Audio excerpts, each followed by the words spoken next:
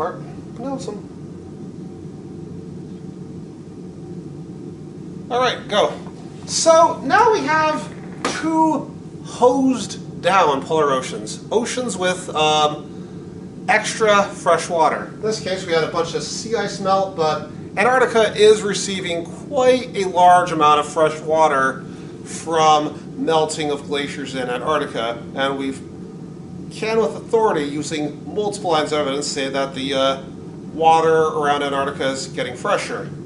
Likewise, we can also say the water around Greenland is also getting quite a bit fresher.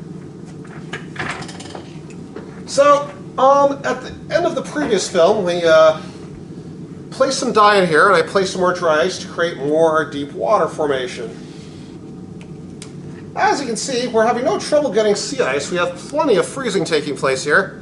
There is quite a mass. This fresh water actually freezes with a bit more eases than the salt water, so we have quite a bit of sea ice forming on the bottom of this, but what we do not have is any of that water going down to the depths. The fresh water at the surface has shut down the thermohaline circulation that had been previously taking place. And quite simply, any water that gets denser here is just going to go to the bottom of here, and you're not going to get that formation. Likewise, over here, we also have a fresh layer of sea ice forming, but again, no deep water formation. We can keep trying this all we want. I encourage you to, but we're not going to get any more of this.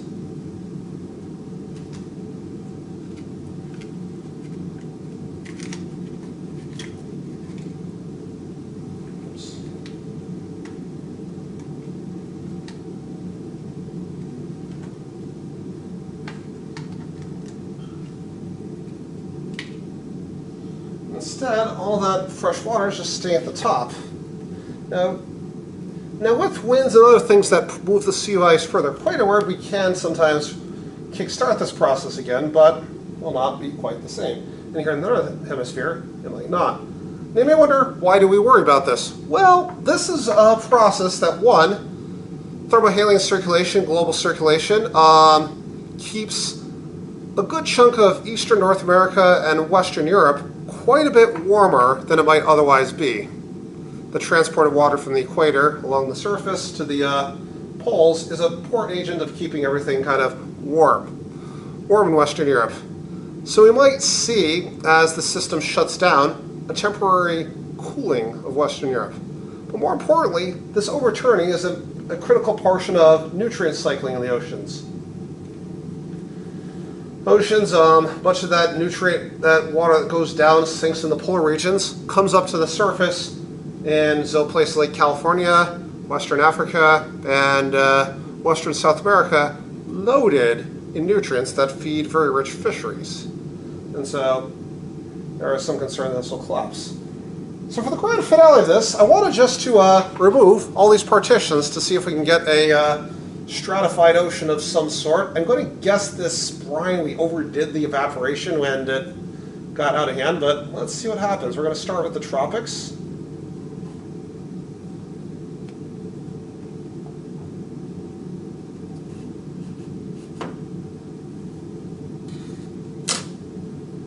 And watch how these different layers and densities of water tend to level out.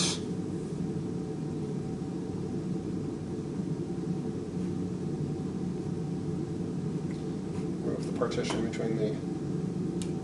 Ooh. Oh yeah, we got some cold water moving south. Quite right down. Finally, partition number 3.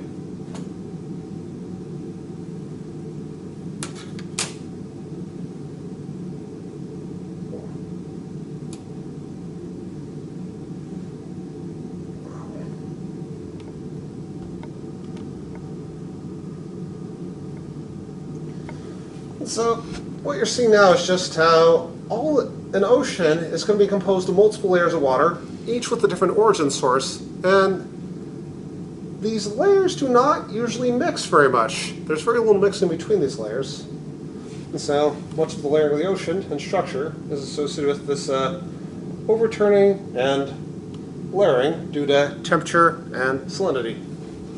Okay, I think that's it.